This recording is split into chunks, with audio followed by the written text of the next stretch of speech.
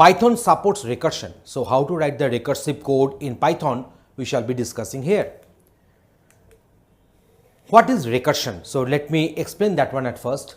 The process in which a function calls itself directly or indirectly will be known as the recursion, and the corresponding function will be known as the recursive function. So direct calling means what? Within the function body, the function will be called itself. So that is a direct calling. And what about the indirect calling? From the function, another function will be called, but that very function in turn will be calling the calling function. So that is known as the indirect recursion. So whatever the case, the recursion is there, and the respective function is called a recursive function. Using recursive algorithms, certain problems can be solved quite easily and with a fewer number of codes. In recursion, there will be a base case. So what is a base case? That means in base cases, for certain inputs, outputs are known to us, and that is known as the base case. Just consider in case of factorial calculation, the base case is that if the input number is 0 or if the input number is 1, then the factorial value will be 1. So that is the base case. So in case of GCD calculation of two numbers, the base case is that if the two numbers are equal, then GCD is any one of the number itself. So that is known as a base case. That means for certain inputs, outputs are known to us. So Python supports recursion. So advantages of recursion. Recursive functions make the code look clean and elegant.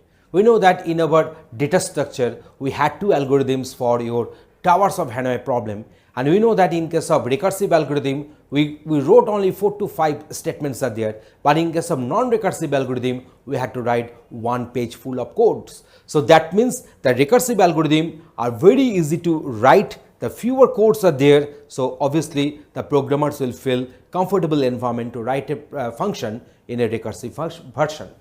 So a complex task can be broken down into simpler subprograms using recursion here. So sequence generation is easier with recursion than using some nested iterations. So now what are the disadvantages of recursion? Sometimes the logic behind recursion is hard to follow through. So that is a very important one. So while writing the recursive algorithm, you must be having a good grip over the programming logic. Otherwise, sometimes the recursive algorithm will become too much tricky for you to understand the logic. Recursive calls are expensive, inefficient, as they take up a lots of memory and time. When the depth of recursion is too big, in that case, obviously it will go on keeping the instances of the previous coding. So that's why the huge memory requirement will be there, and that's why there is one of the disadvantages of using one recursive algorithm. And recursive functions are hard to debug.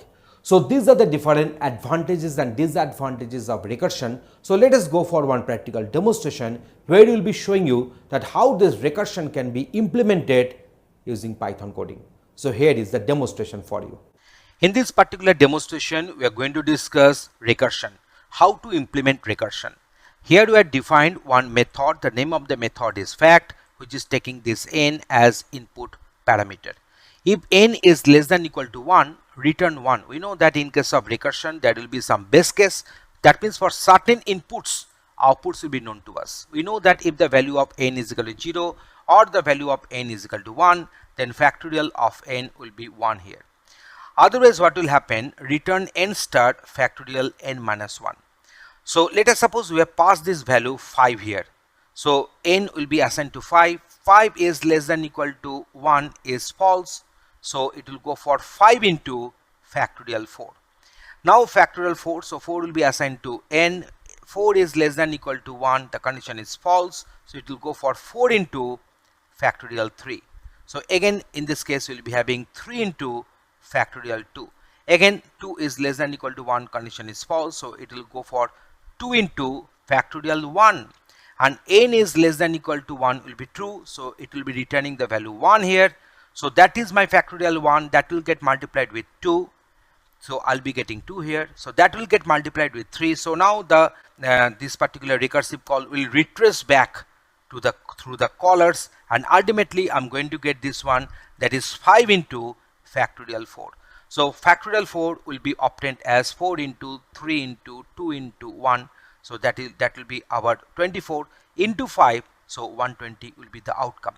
So let us go for the execution. You can find that the factorial of 5 is 120.